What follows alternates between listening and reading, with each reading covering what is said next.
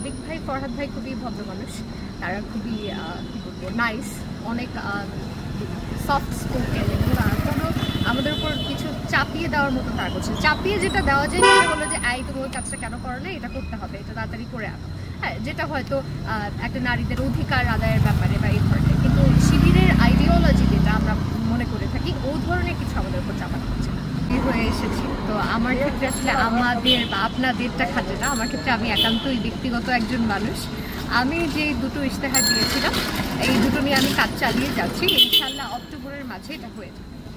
আর অন্যান্য যে ব্যাপারগুলো আপনারা দেখতে পাচ্ছেন যে আমরা অনেক ধরনের কাজে ইতিমধ্যেই হাত দিয়েছি। আমরা নারীদের আবাসন নিয়ে কাজ করছি, আমরা নারীদের হলে ঢোকার যে সময়টা সেটা একটু বাড়ানো, তারপর আমরা পরিবহন নিয়ে কাজ করছি। আমরা আবার ঢাকা বিশ্ববিদ্যালয়ের ভেতরে খুব কমন একটা যে সমস্যাটা হয় এটা হলো রিক্সাওয়ালা মামাদের সাথে আমাদের একটু সংঘর্ষ হয়ে যায় অনেক সময়। বেশিরভাগ ক্ষেত্রেই দেখা যায় যে নারী শিক্ষার্থীরা বেশ বিড়ম্বনায় পড়ে, অনেক সময় হ্যারেস্ট হয়, যেটা খুবই অনাকাঙ্ক্ষিত। তো আমরা চাচ্ছিলাম যে এরকম 120টা রিক্সা ঢাকা বিশ্ববিদ্যালয়ের ভেতরে ও ঢাকা বিশ্ববিদ্যালয়ের বেস্ট পড়ানো থাকবে, শুধুমাত্র তারাই ঢাকা বিশ্ববিদ্যালয়ের ভেতরে চলাচল করতে সক্ষম হবে, এরকম কাজ আমরা শুরু করে দিয়েছি। এই তো এগুলো চলছে।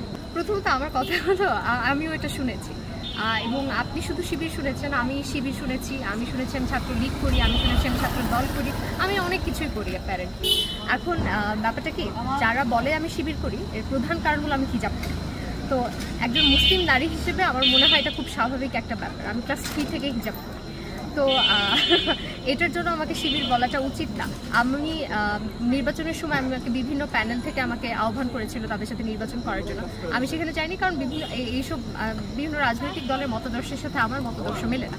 তো আমি যদি শিবিরের ট্যাগ বা শিবির আমি যদি করতামই, তাহলে তো আমি শিবিরের প্যানেল থেকে নির্বাচন করতাম। অনেকে আবার বলে থাকে আমি যদি শিবিরে দাঁড়াতাম আমি হয়তো আরও বেশি ভোট পেতাম, কিন্তু আমি সেটা চাইনি। আমি চেয়েছি ব্যক্তি মানুষ হিসেবে মানুষ আমাকে ভোট দেবে, কোনো প্যানেল দেখে না। পরে আমাদের যে প্রথম মিটিংটা হয়েছিল সেখানে আমরা একটা কথা বলেছিলাম, সম্মিলিতভাবে আমরা একটা সিদ্ধান্ত নিয়েছিলাম যে কে শিবির থেকে এসেছে, কে ছাত্রদল থেকে এসেছে, কে প্রতিরোধ পর্ষদ থেকে এসেছে, কে স্বতন্ত্র থেকে এসেছে, সেটা এখন আর আমাদের দেখার বিষয় না, সেটা নির্বাচনের আগের কথা। এখন আমরা সবাই ডাকসুতে এসেছি, আমরা সবার একটাই অস্তিত্ব, আমাদের সবার একটাই পরিচয়, আমরা হলাম ডাকসু প্রতিনিধি। সেখানে আমরা শিবিরকে স্বতন্ত্রকে এই ডিফারেন্সিয়েশনটা আমরা করছি না। আমরা যখন কাজ করছি আমরা সবাই মিলেমিশেই করছি, এবং এখনও পর্যন্ত যারা শিবির আছেন বা আপনি অন্য যে কোনো দলের কথা বলেন তাদের কাছ থেকে আমরা কোনো বাধা পাই।